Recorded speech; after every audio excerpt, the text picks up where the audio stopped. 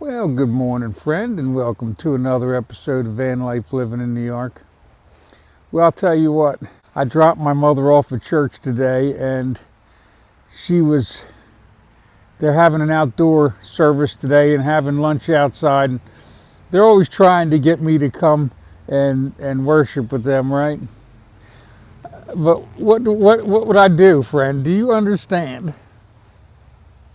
My father told me I'm supposed to be a wilderness worshiper. That's what I tell him. I said, my church is the woods. I can go out there and do videos. One of them asked about it, and I told them the channel. I think they probably watched one thing, figured I was a crazy man, and just leave me be.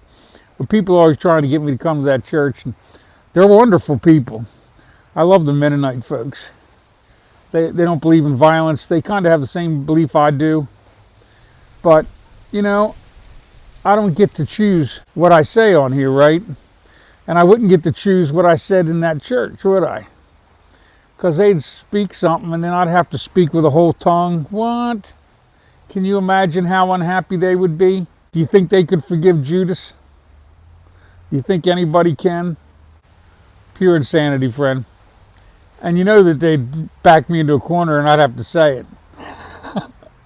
And then everybody would say I was crazy and they'd want to get me in all kind of trouble, right? Because, you know, I've already told you I'm the spirit of Judas. Nobody believes it. Don't matter. Because, see, what happened is, let me just give you that rundown in case this is your first video ever. Jesus and Judas created Yom Kippur. People aren't seeing that. See, at Jesus' crucifixion, they said to Pilate, the Pharisees and the crowd said that let his blood be put on our head. You understand that by the law, my father would have had to judge them all. For Jesus to die, they'd have had to die with him. Eye for an eye, tooth for a tooth, right? Because it was the law.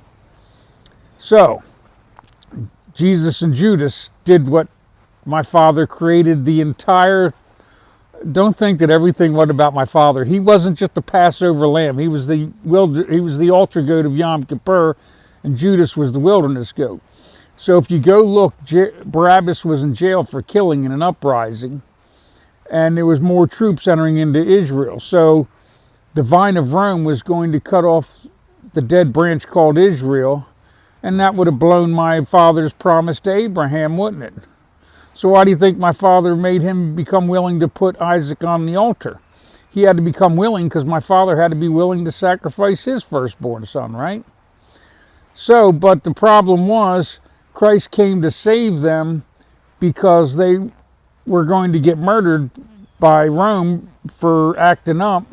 So he came and died for us all, but he was also specifically there at that specific time for a specific reason, and that was to save the Jews from themselves, right?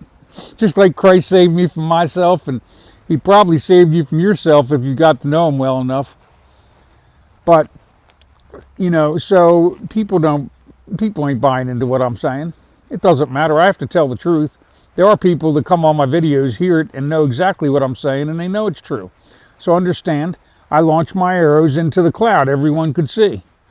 But do you think the church would be able to handle the truths that I got? They've been taught by men to get degrees from men. They're not going to hear the truth. So you know that Judas is, if you know anything about Yom Kippur, it was their annual ritual of 2 goats. One went to the altar, one to the wilderness. Lottery was drawn out of these clean goats.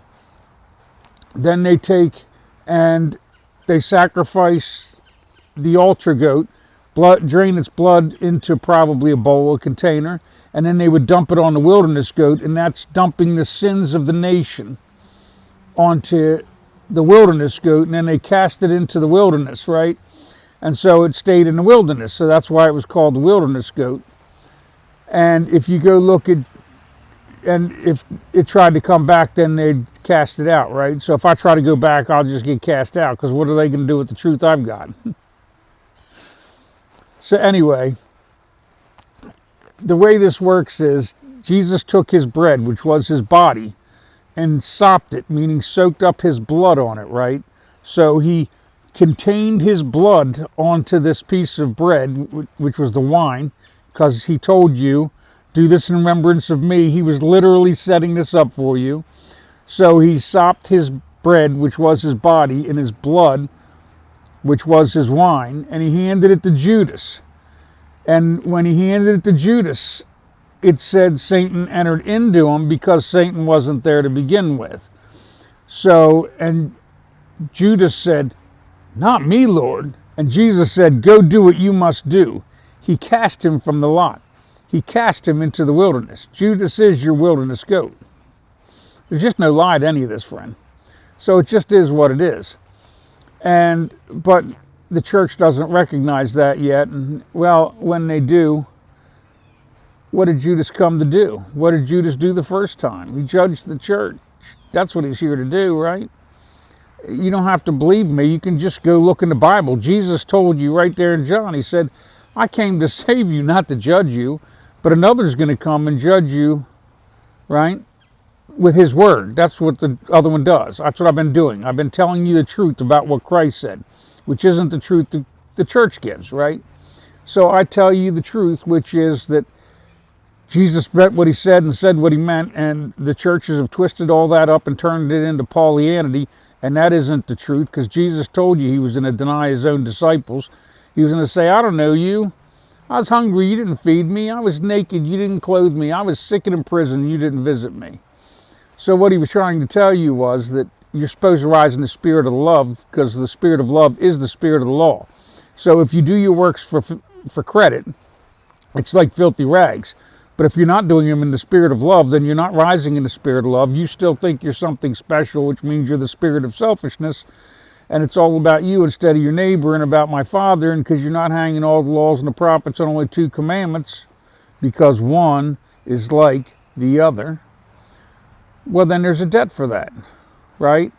So you either go to the store and get your oil, or you don't. Just like Jesus said, he told you that 10 brides were going to wake up. 5 were going to have oil and 5 weren't. The 5 would go to the other brides and say, "Give me your oil," meaning they're going to go to the soup kitchens, the homeless shelters, all the places where you go to help people, and say, "Friend, give me your oil." And they're going to say, "I'm sorry, friend, there's no room here for you. Go to the store and get your own." So, what do you think, that church isn't going to fill up when people start figuring out exactly what's going on and what the truth is? Do you think it's going to be so easy? You have more people wanting to help than you're going to have room to help, because you didn't have this facilities built, because everybody's thought that selfishness was just acceptable, and Christ never said that. He never said any of the things that the church is saying, friend. They told you lies about truths. So I'm here to tell you the truth. But if you don't think I'm going to drag Satan straight back into hell, you're just not thinking about what you're thinking about. But I've given you plenty of videos on that. So you can decide whatever you want to do. But, people think they want to get rid of this Satan, but they don't realize that Jesus was talking about Satan made flesh, a megacorp. You know that sucker's going down. There is no way my Father's letting that thing live into the new age. It's Christ's age coming. So you know that the megacorp has to fall, right? You get that. The dragon is going down. The wilderness goat drags the dragon straight back into hell, which is the abyss. Never existed, right? Megacorp is what is not yet is. It's a set of laws on paper. That's it, friend. There's nothing to it. It was never anything, except for what you all allowed it to be. You chose selfishness over love. That's what happened in this nation. Now we worship it. We sacrifice our children on the altar to our corporate gods, like the Valley of Gehenna, which was a group from the tribe of Judah that used to sacrifice their children on an altar to a god called Moloch. We know what the internet is doing to our kids. We let it happen anyway. We know they're poisoning us and our children with the food they give us. We let it happen anyway. Do you think my Father's pleased with the fact that you all are just going to let them do it? And everybody will call me, crazy, but anybody that's half awake sees what they're doing to us. It's all about money. They don't want to do it. Your stocks have become your bonds. They got to make money. If they don't make money, people don't buy stocks. But now the corporations own one another. They barely need you at all at this point. You're just not getting it. Well, friend, I'm going to hang it up at that. Just know that I love you because my Father loves you, and may God bless you and yours.